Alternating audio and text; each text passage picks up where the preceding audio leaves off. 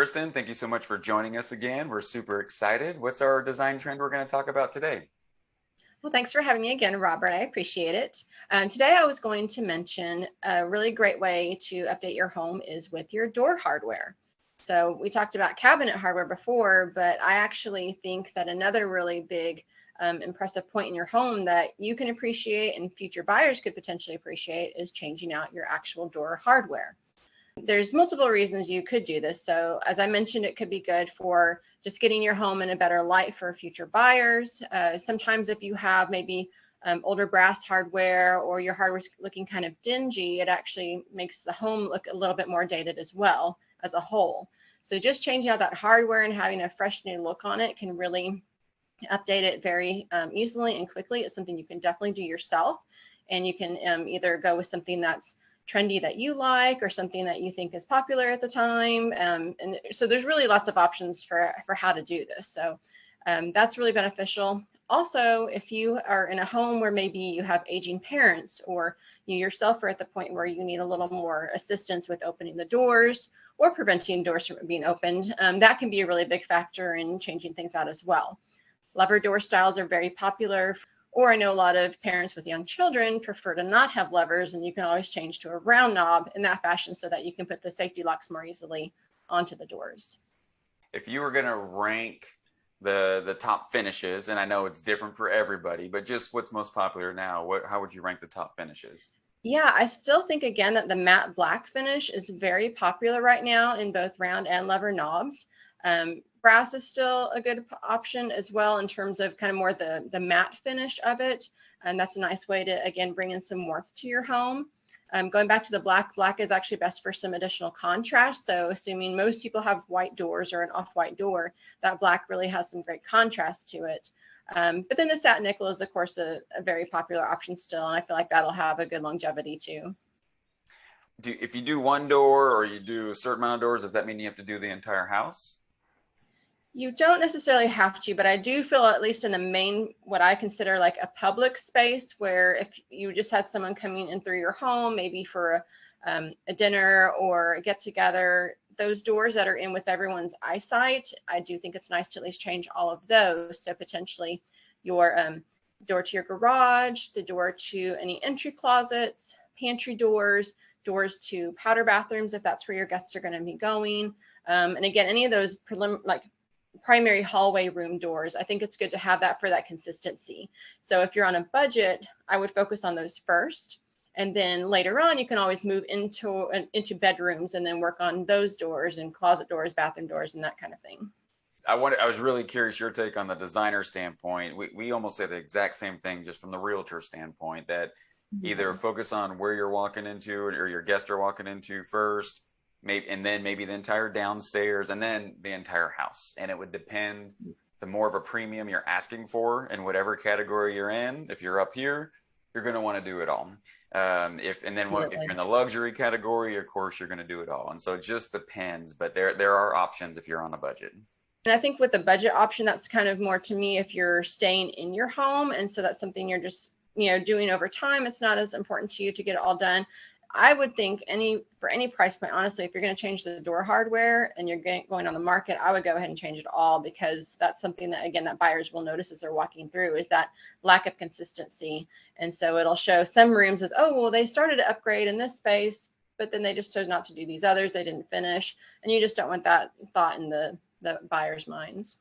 That's a really good point. Yeah, we even had some options where people were on a budget and then needed some help, and we were able to kind of help them kind of bridge the gap, kind of like a short-term bridge, so that they can do some of these upgrades. And so, and that's exactly what we recommend if we're in on that. So what about hinges? If you do the doorknob, do you have to do the hinges?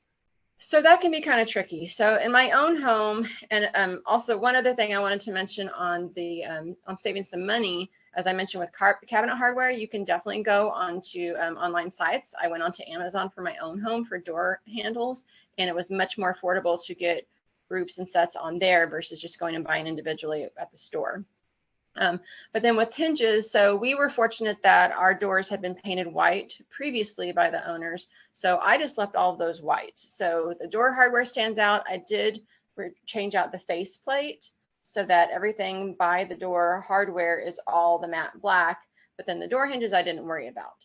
Now, on the opposite side of that, if you are going to change everything and maybe you do have like a brass, all of your hardware is brass, I think at that point it would be good to replace everything so that everything looks refreshed.